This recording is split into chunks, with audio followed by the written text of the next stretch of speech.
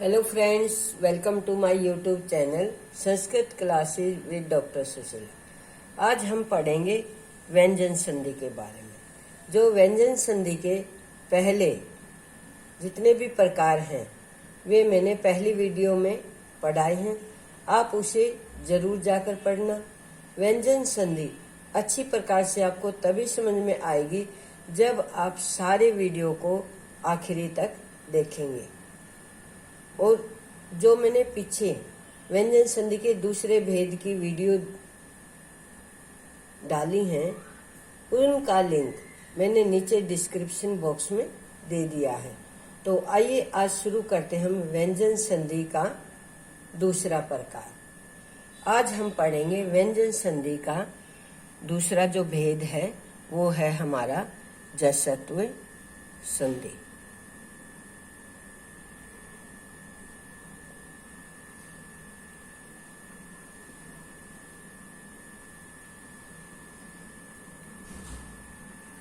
दोस्तों, मैंने पहले भी बताया था कि जो भी नाम होगा उसके अंदर ही उस संधि का नियम छिपा होता है।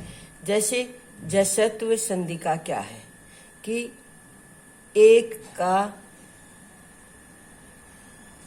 3 करना और एक का 5 करना, यानी जो पहला व्यंजन होगा उसको हम तीसरे में बदलेंगे। और दूसरा नियम ये होगा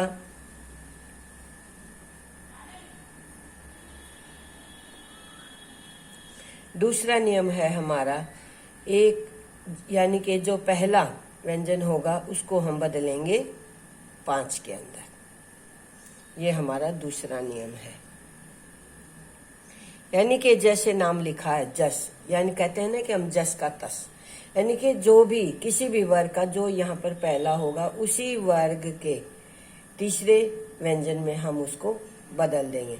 तो आइए शुरू करते हैं। हम सबसे पहले, मैंने पहले भी बताया था आपको कि हम सबको व्यंजन आने चाहिए, क्योंकि व्यंजन समझाने का मतलब यह है कि हमें व्यंजनों को कौन सा किस नंबर पर आता है और कौन सा वर्ण किस वर्ग का है ये हमें पता होना चाहिए। जैसे मैं अभी आपको बताती हूँ, देखो आप ये देखिए, ये मैंने व्यंजन लिख लिए हैं और ऐसे ही मैं आपको समझा रही हूँ कि आपको ये पता होना चाहिए कि कवर्ग के अंदर पहला शब्द कौन सा होगा, दूसरा कौन सा होगा, तीसरा कौन सा होगा, चौथे नंबर पर कौन सा होगा, 5वें पर। क्योंकि जब अगर हमें जसत्व संधि का नियम याद है और हमें ये याद नहीं होंगे तो हमें पता ही नहीं चलेगा कि हमें 1 का 3 क्या मतलब है, तीसरा कौन सा व्यंजन है।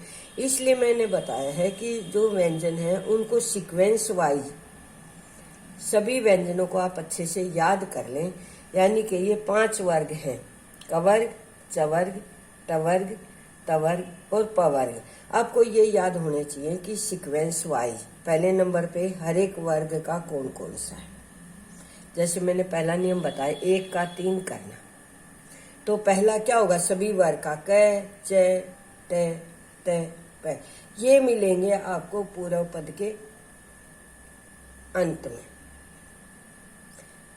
फिर हमने जो पूर्व पद के अंत में होगा तो हमने क को किस में बदल देना है, ग में, च को ज में, ट को ड में, त को ड में, प को ड में।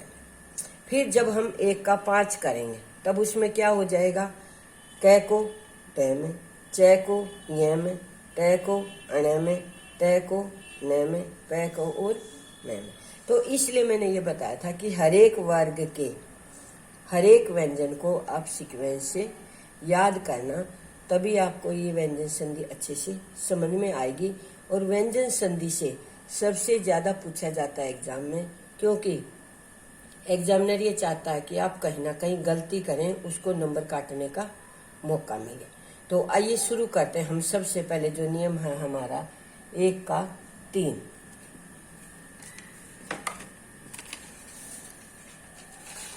जैसे अभी मैंने बताया कि पूर्व पद आपको ये अब अच्छी तरह से याद हो जाना चाहिए कि पूर्व पद क्या होता है, उत्तर पद क्या होता है। पूर्व पद होता है जमा से पहले, यानी कि ये क्या है हमारा पूर्व पद पहले, ये क्या है उत्तर पद। अब हमने इस अक्षर को देखना है यहाँ पर तो पहले बताया जैसे 1 का 3, तो यहाँ पर तो एक ही मिलेगा, पहला ही वर्ण मिलेगा, जैसे क मिलेगा, च, त, त, प, ये हैं हमारे पहले। अब जब यहाँ पर यही आ गया 1 का 3 बदलना है तो क्या मिलेगा यहाँ पर पहला, और उसके बाद यहाँ पर क्या मिलेगा उत्तर पद में। ये तो हो गए इधर इधर,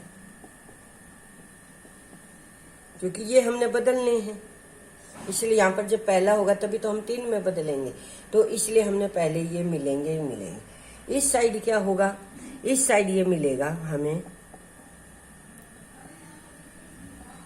कोई भी स्वर मिल जाए, ठीक है, कोई भी स्वर मिले या किसी भी वर्ण का तीसरा,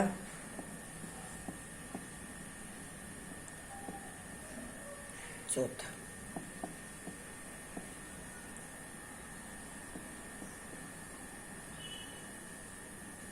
देखो अब जैसे यहाँ पर मैंने लिखा है पूर्व पद में जब 1 का 3 करना है तो यहाँ पर सब पहले मिलेंगे, क, च, ये हमारे आप देख लीजिए सारे पहले नंबर पर है, इसलिए मैंने 1 नंबर डाला हुआ है। 1 में ये मिलेंगे आपको जमा से पहले। फिर आया हमारा उत्तर पद। उत्तर पद में क्या बताए, किसी भी वर्ग का तीसरा और चौथा, या तो ये मिलेगा या ये मिलेगा, इसमें से चवर्ग में से ये मिलेगा या ये मिलेगा, टवर्ग में ये दोनों मिलेंगे, कोई एक मिलेगा, कोई सा भी हो तीसरा और चौथा। टवर्ग है, इसमें से ये तीसरा ये चौथा, इनमें से एक मिलेगा। फिर पवर्ग है, इनमें से ये दोनों में से एक मिलेगा। तो इसलिए मैंने यहाँ पर समझाया था कि उत्तर पद के अंदर क्या होगा, कोई भी स्वर हो, यानी कि जैसे ए, आ, छोटी बड़ी, इस तरह से तीसरा और चौथा, ये मैंने यहाँ पर समझा दिया। तो आइए अब इसी के हम एग्जाम्पल करते हैं ताकि आपको उदाहरण के माध्यम से आपको अच्छे से समझ में आ जाए।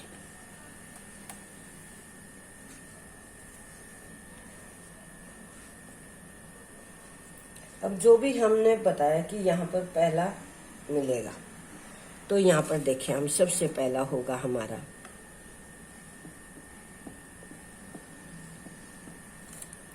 जैसे हमारा सबसे पहला वाक जमा ईश है। मैंने पहले ही बताया था कि आपको यहाँ पर क्या मिलेगा, कोई भी स्वर हो या तीसरा या चौथा वर्ण हो, तो क्या बन जाएगा, कै का बाद में बनाएंगे, पहले हम लिख लेते सारे एक बार ताकि आपको एक ही बारे में समझ में आ जाए। सत जमा आचार, आप देखना हर एक के अंदर तीसरा या चौथा मिलेगा या कोई व्यंजन मिलेगा।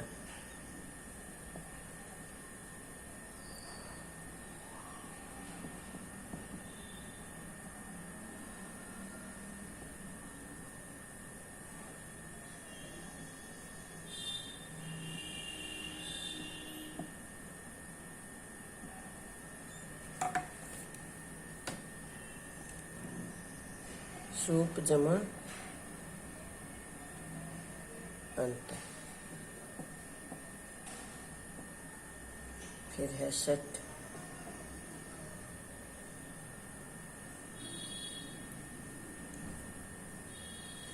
सट जमा आनंद।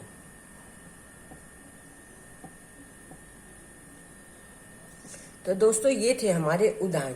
अब मैं आपको ये जो व्यंजन जो मैंने पहले बताए थे आपको ये दिखाते। देखो मैंने बताया था सबसे पहला मिलेगा, देखो यहाँ पर क, यहाँ पर त, ये पहला है, प है, ये पहला है, त है, ये पहला है, और प है, ये भी पहला है। तो इस साइड हमारे सबसे पहले मिले क्योंकि हमें क्या करना, 1 से 3 में बदलना है।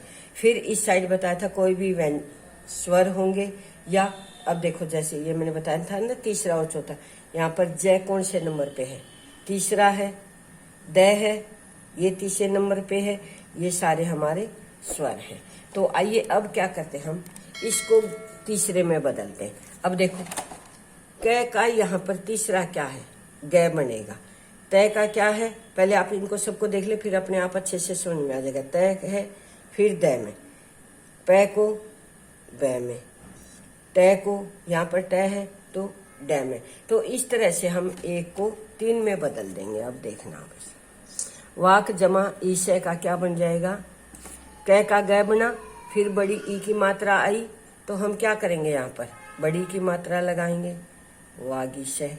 सत जमा आचार तो क्या बन जाएगा, तय का द के साथ आ की मात्रा है तो क्या बन जाएगा हमारा, सदाचार।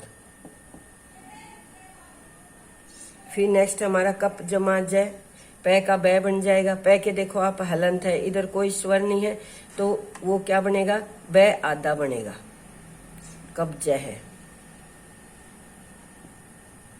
महत जमा दुखम, महत का क्या बनेगा, द, मैं है द, हलंत लगाते ही हमारा आधा द बन जाता है।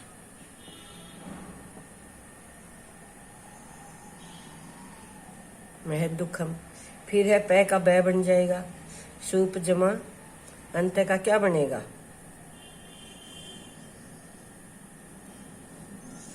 यहाँ बै बनेगा, बै के अंदर आधे के अंदर जब ए बन जाएगा तो क्या हो जाएगा, बै।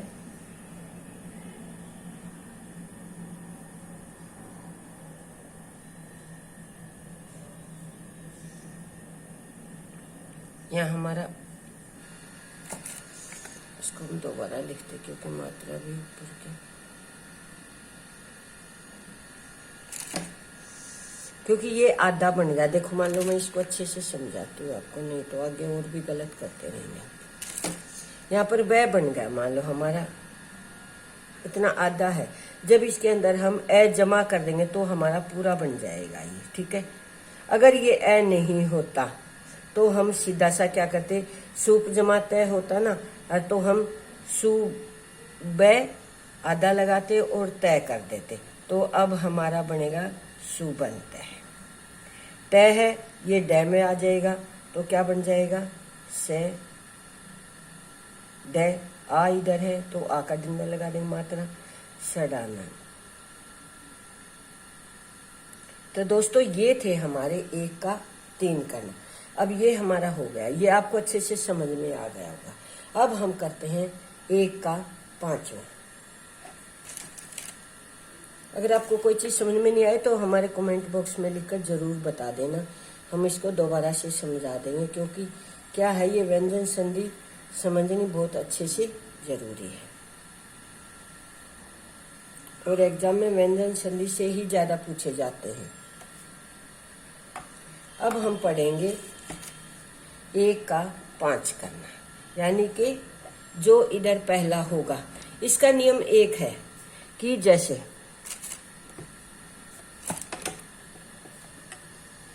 यहाँ पर पूर्व पद हो गया, यहाँ पर हो गया हमारा उत्तर पद। ये आपको अब अच्छे से समझ में आ गया होगा। उत्तर पद, पूर्व पद जमा से पहले, उत्तर पद जमा के बाद। तो जब हम 1 का 5 करेंगे, यहाँ पर तो हमेशा क्या मिलेगा, हमें पहला वर्ण, हर एक वर्ग का पहला वर्ण मिलेगा, और इस साइड क्या मिलेगा, पांचवा वर्ण मिलेगा आपको। अब देखो, आपको इस साइड कोई भी टेंशन लेने की जरूरत ही नहीं है कि इस साइड आपको क्या मिलेगा, ठीक है, क्योंकि आपको इस साइड आपको हमेशा 5वां ही मिलेगा। तो आप इस चीज का ध्यान रखना कि जहां पर उत्तर पद में तो पहला ही मिलना है और इस साइड क्या होगा, 5वां मिलेगा। तो आइए अब इसके एग्जाम्पल पढ़ते हैं, तब आपको अच्छे से समझ में आ जाएगा।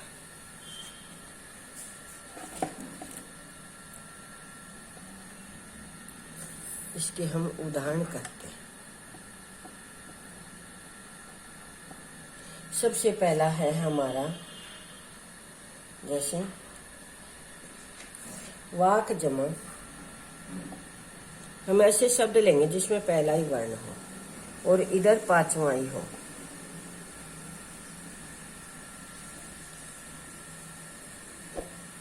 दूसरा हमारा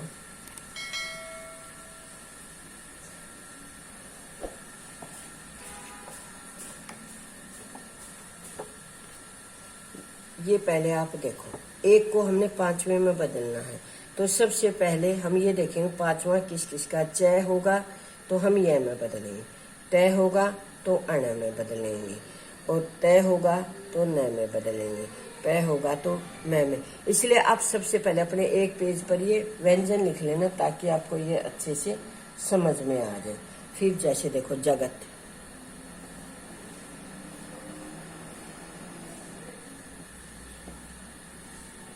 नाथ,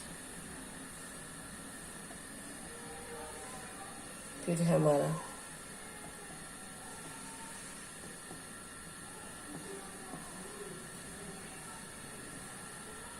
फिर आ गया सत्य,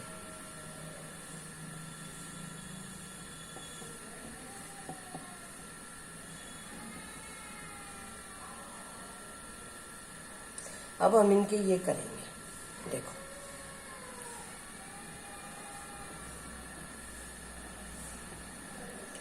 जैसे ये है कै को, देखो हम मैंने अभी बताया था कै को हम किस में ले जाएंगे, ये में।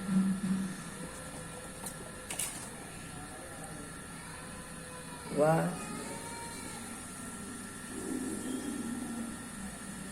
आपने कुछ भी नहीं करना, बस आपको 5वां वर्ण याद होना चाहिए कि किस में क्या आएगा। तय को देखो हम तय को किस में ले जाएंगे, नए के अंदर।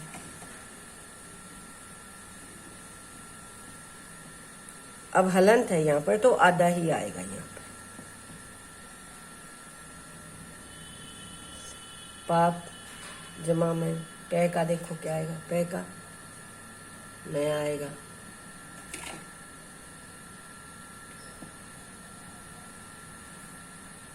यहाँ हलंत है तो इसको भी हम आधा करेंगे। आगे हमारा सट जमा मास, तय का देखो अब क्या आएगा, अने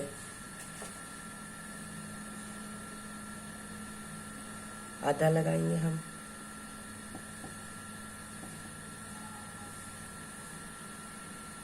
तो दोस्तों ये था हमारा जसतु संधि, जो व्यंजन संधि का ही प्रकार है। ये आपको अच्छे से समझ में आ गया होगा। अगर आपको कोई चीज़ समझ में नहीं आई तो आप कमेंट बॉक्स में लिखकर जरूर बताइए। और दोस्तों आपको अगर हमारा वीडियो अच्छा लगा हो तो हमारी वीडियो को लाइक कीजिए, अपने दोस्तों में शेयर कीजिए ताकि उनको भी इस संधि का लाभ पहुंच जाए, और चैनल को सब्सक्राइब कीजिए। नेक्स्ट वीडियो का अपडेट पाने के लिए बेल आइकन को आप जरूर दबाएं ताकि जैसे ही मैं नेक्स्ट वीडियो डालूं और आपके पास सबसे पहले पहुंच जाए। नए टॉपिक के साथ नेक्स्ट वीडियो में फिर हाजिर होंगे। तब तक के लिए आपका धन्यवाद।